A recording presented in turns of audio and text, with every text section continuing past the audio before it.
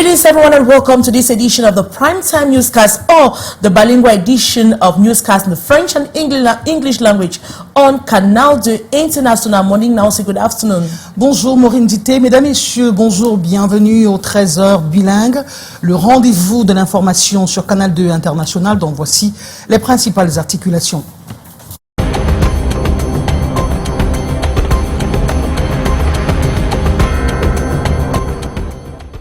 Une personne sur 10 souffre de maladie rénale. Ce jeudi 13 mars, l'Organisation mondiale de la santé sonne à nouveau l'alerte. 8 règles d'or sont à observer pour se mettre à l'abri de cette tueuse silencieuse qui détruit la santé et appauvrit des familles. And measles, an infectious viral disease that primarily affects our children, is spreading in Banganté district in the west region of Cameroon. Since January 2025, 5 positive cases have been confirmed. Éliminatoire de la Coupe du Monde 2026, les 26 joueurs retenus par Marc Brice, le sélectionneur, sont connus. Ils ont été dévoilés ce matin lors d'une conférence de presse au siège de la FECAFOOT à Yaoundé. And since the beginning of this week, members of the National Union of Higher Education feature seniors have gone on strike, expressing their grief and anger over the assassination of 2 researchers and their guides in Sulde, Rao, in the far north region of Cameroon. Educators are demanding protection during research work and justice for the victims. Those are major stories.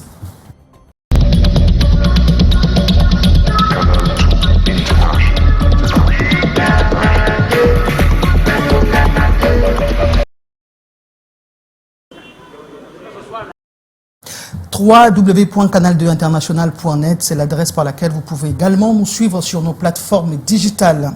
Éliminatoire de la Coupe du Monde 2026, Marc Brice fait appel à 26 joueurs. La liste a été dévoilée ce matin au siège de la FECAFOOT à Tinga lors d'une conférence de presse. Il faut signaler que ces joueurs-là vont rencontrer les Soigny et la Libye, comptant pour les rencontres de la 5e et de la 6e journée.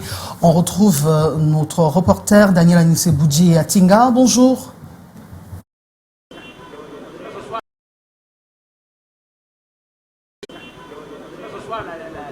Bienvenue au siège de la FECAFOOT à Yaoundé où vient de s'achever la conférence de presse de l'entraîneur-sélectionneur Marc Brice. Ils sont dans 26 joueurs retenus pour la double confrontation contre les Swatini et la Libye les 19 et 25 mars prochains au Cameroun et en Afrique du Sud. Parmi eux, de nouveau, Dani Namasso du FC Porto. On rappelle qu'il a réglé récemment son problème de nationalité et est donc éligible pour jouer pour l'équipe nationale du Cameroun.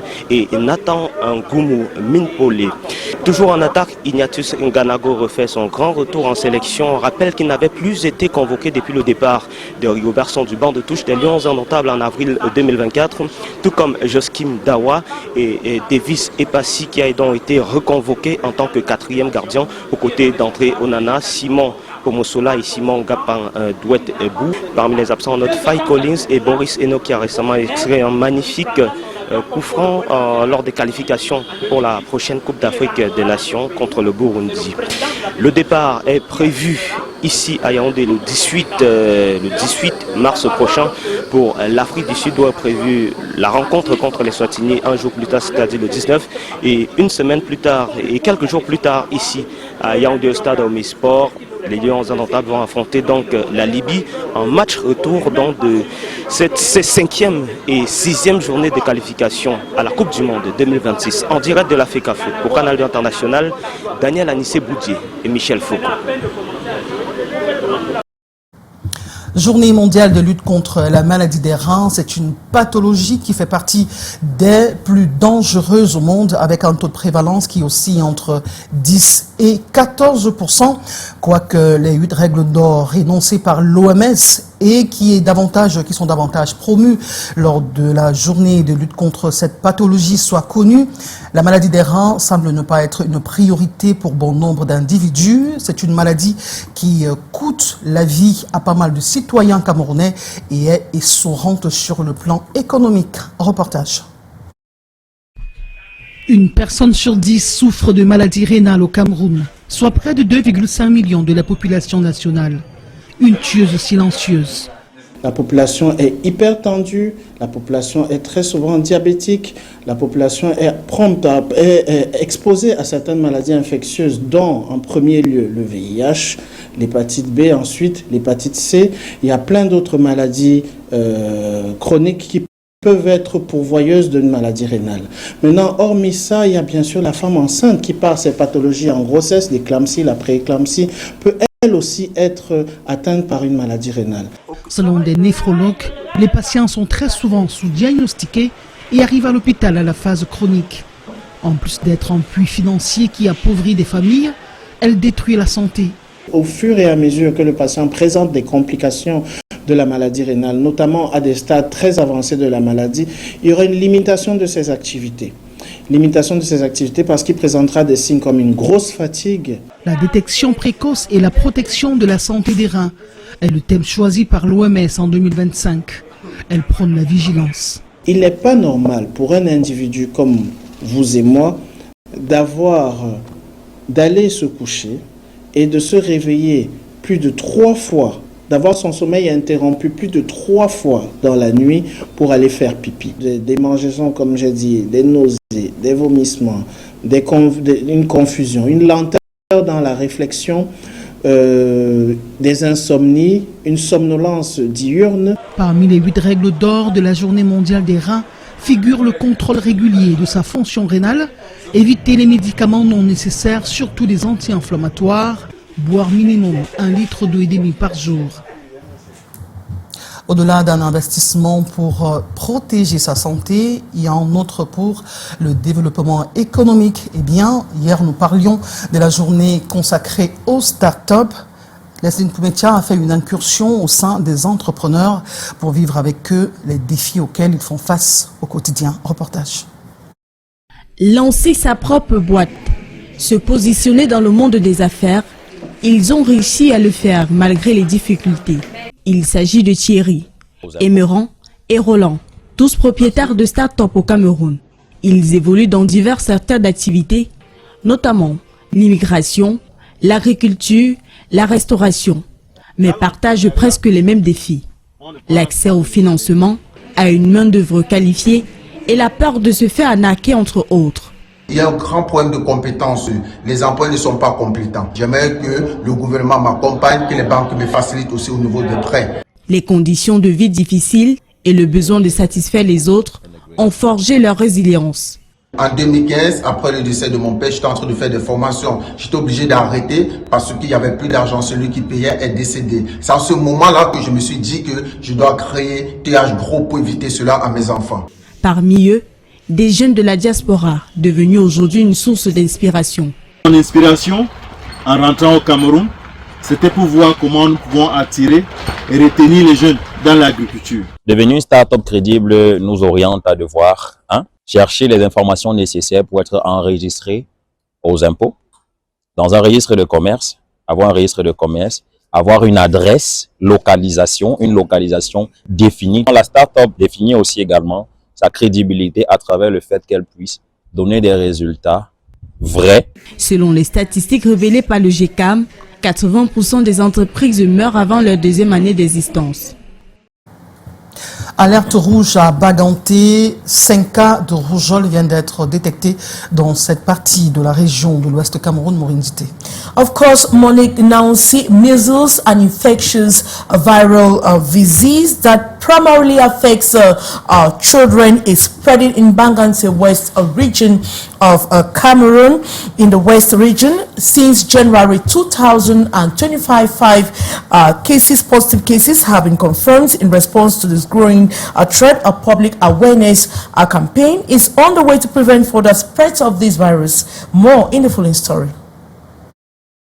Out of the 9 suspected measles cases identified in Banganse between January and February 2025, 5 cases have been confirmed positive, according to a statement issued on March 10 by Auguste Esomba, SD of the Ndeye Division.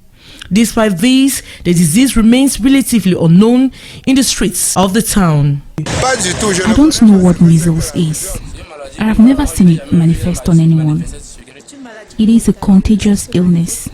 The Mbangante Health District is now on high alert with a public awareness campaign launched to contain the epidemic. Nous sommes en train de sensibiliser la population. We are sensitizing the population. We are doing preliminary investigations in health districts to see if there has been no case gone unnoticed. We are also analyzing the epidemiology on the field. So we went down to all communities with positive cases. Our objective going down to the communities is to see if there have not been affected people who did not go to the hospital. An adolescent or an adult who presents a high degree of fever, say 39 degree or more, should go to the nearest district hospital. Vaccination remains the best preventive measures. Medics cry out against the disease. The vaccine is free nationwide. Meantime, measles symptoms include high fever, cough, runny nose, red eyes, and the characteristic red, blotchy skin rash. The disease can lead to serious complications such as pneumonia, encephalitis, and even death, particularly in young children. Parents and guardians are urged to ensure their children receive the measles vaccine to prevent further outbreaks and protect vulnerable populations. Meantime, the senior divisional officer of Dundee Division has sounded the alarm about measles disease in a release, urging the population to report and immediately take any person showing symptoms of fever accompanied by rashes to the nearest health facility for prompt care. This is crucial to limit the spread of measles and the occurrence of complications in affected individuals. And we stay in the west region of Cameroon, but this time we'll talk about rehabilitation works that have officially begun at the Chancliffe 4 months after devastating landslides occurred in that part of the country. Works are expected to last 3 months. As a reporter, Lato Cynthia tells us more. The long-awaited rehabilitation of the road through the Chancliffe, also known as La Falaise de Chang, in the West region has officially begun 4 months after a devastating double landslide. This Wednesday morning, heavy machinery was deployed to the site, marking the start of the reconstruction of the damaged section of the road. Meanwhile, the contracting company has announced some adjustments to the initial road as the rumbling sound of machinery filled the air. This marks the start of the rehabilitation, which comes 4 months after the landslide tragically claimed many lives and devastated countless families.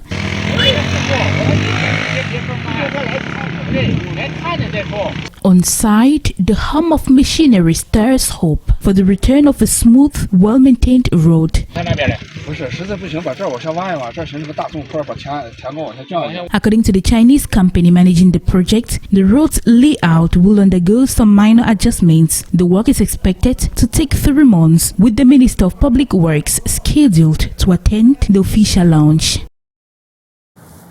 And at the start of a campaign to render the town of Bamenda, northwest region of Cameroon, green by encouraging the planting of trees, a group of persons championing reforestation has kicked off with the Bamenda 3 Council. Besides ornamental trees, they are also into fruit trees for a double facet benefits. More in the following story.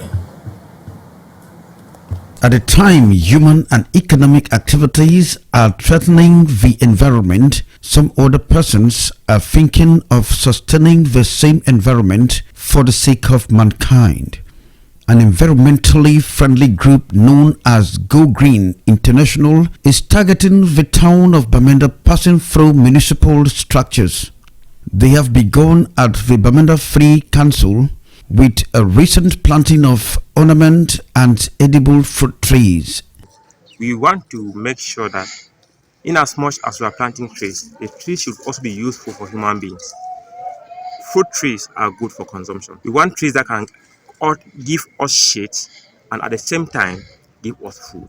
On the other hand, to receive the visitors was the Secretary General of the Council, who gave a kicker by planting the first tree.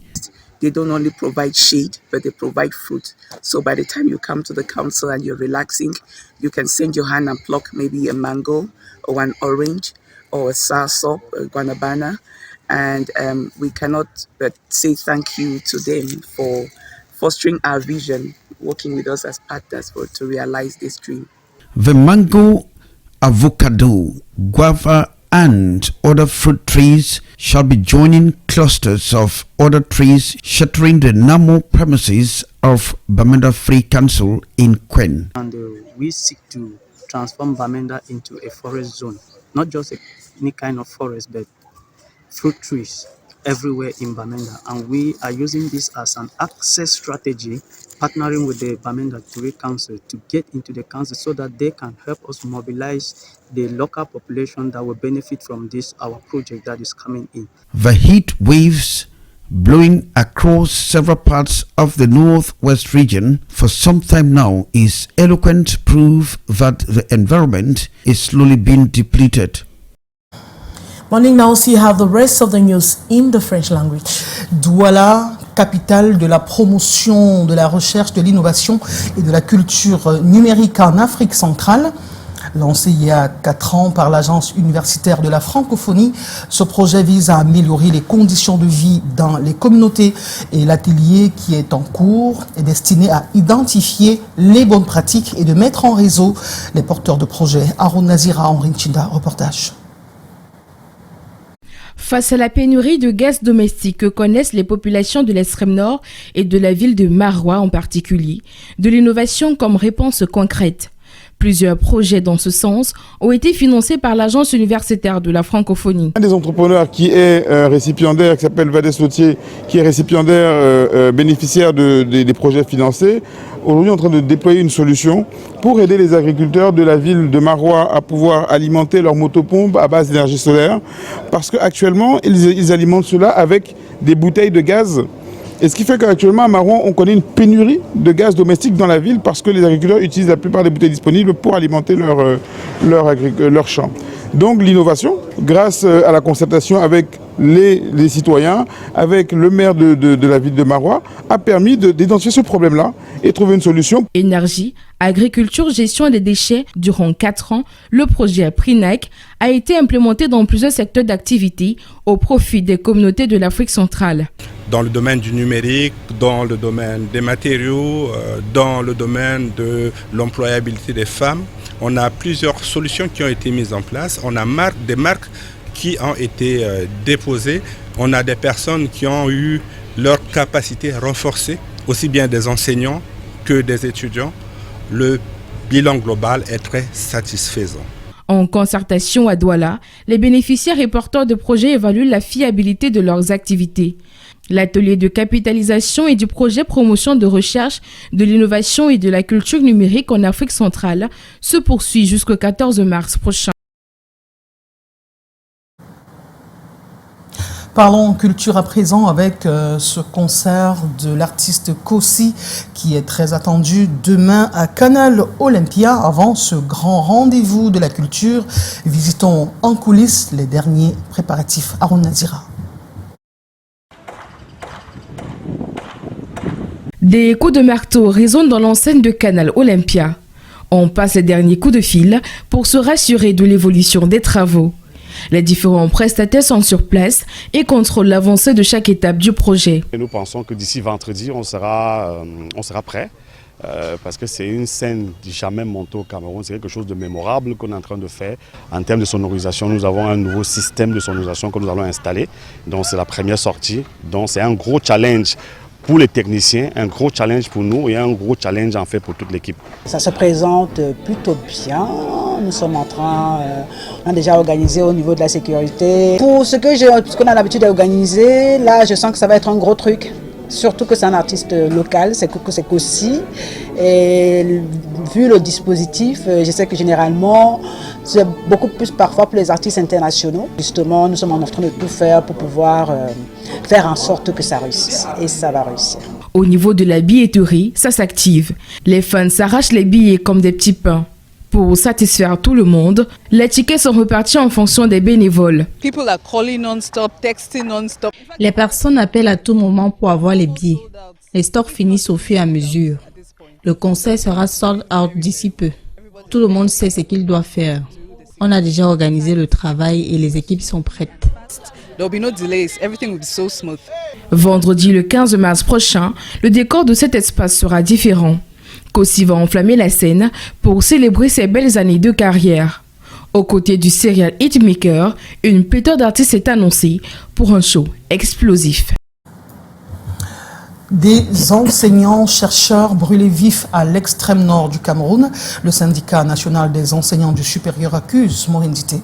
And since the beginning of this week, members of the National Union of Higher Education Teachers, SINES, have gone on strike expressing their grief and anger over the assassination of two researchers and their guide Isusuldi Aurora in the far north region of Cameroon. The educators are demanding protection during research work and justice for the victims. Gathered around the flagpole, the teaching researchers, members of the National Union of Higher Education Teachers, SINES, are in mourning. We are at the main campus of the University of Chang, where they have responded to the strike call made by SINES on March 12, 2025, to express their outrage over the tragic killing of their colleagues in the far north region of Cameroon. They went for research and then they went out to the field. They were assassinated, brutally killed, roasted like chicken. At the University of Betua, a sign clearly displays the tribute to the victims of Sukulde, Rua. The solidarity chain here is strong and the atmosphere is heavy with grief. The same sober mood and tributes are observed at the University of Mawa. SINES has outlined the steps they plan to take to demand justice. It is unbelievable that social media should tell us that the indigenous, the inhabitants of the Solede got confused that these colleagues were Boko Haram. Were they armed? That is my first question. So we need to know. When you see any other person in your village, what do you do? The first thing, if you are doubting, why is it that they were not maybe caught, carried to the palace? The perpetrators responsible for the assassination of the researchers have been apprehended. SINES is calling for justice to be served. Expect the public authorities guarantee the best working condition to the researchers. Dr. Bello, who is teaching in the University of Garwa, is having everything within him, the proofs. They say, no, you are Boko Haram. So that's where the confusion is. No, in the university milieu, I think this should not be happening.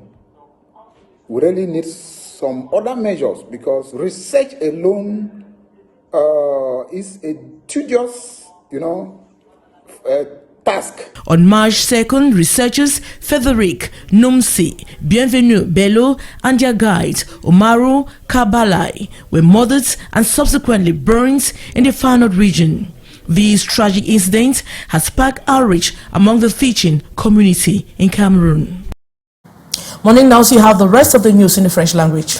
Parlons sport à présent. La ville de Douala vient d'abriter les finales départementales de la Fédération nationale des jeux scolaires FENASCO Ligue B pendant 2 jours. Les tout-petits du primaire ont démontré leur talent dans plusieurs disciplines sportives. Compte rendu Laurent Zotio et Laurent Gomsi. Une vingtaine d'enfants sur le tatami du club Kamikaze ont multiplié des exercices en gymnastique ce mercredi 12 mars à l'occasion des finales départementales des Jeux FENASCO Ligue B en équipe et individuelle. Nous avons eu des roulades avant qui ne sont même plus dans le cours d'aujourd'hui, raison pour laquelle on va les enlever au moment où on va les préparer. Nous avons eu les éléments de rotation arrière, les flips, nous avons eu des saltis qui sont des éléments de rotation sans pose de main. Il y a eu une très grande variété.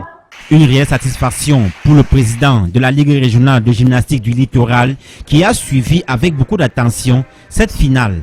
Je suis satisfait, je vois que les enfants ont répondu, l'organisation aussi.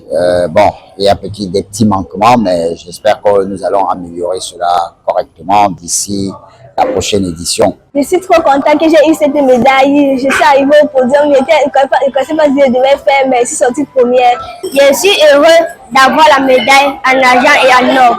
Je me sens très content. Les vainqueurs des différentes disciplines sont qualifiés pour la finale régionale prévue du 27 au 28 mars prochain. Le trésor de ce jeudi 13 mars rentre en gare. Nous vous rappelons que les 26 joueurs qui vont participer à la rencontre l'Eswatini et la Libye, c'est pour les 5e et 6e journées des éliminatoires de la Coupe du Monde 2026, sont connus. La liste a été rendue publique ce matin par le sélectionneur Marc Brice au cours d'une conférence de presse au siège de la FECAFOOT à Tinga, c'est à Yaoundé. Mesdames et messieurs, merci de nous avoir regardés. Nos prochains rendez-vous avec l'information, c'est 15h30, Écho des régions, 18h15, le journal dans la langue de Shakespeare, et à 19h50, le journal dans la langue de Molière. Nous vous retrouvons demain à 13h avec le même plaisir. Restez des nôtres. Morindité, je vous souhaite un agréable après-midi. Avec le même plaisir, Monique Nancy, and we take another rendezvous same time tomorrow. Good day.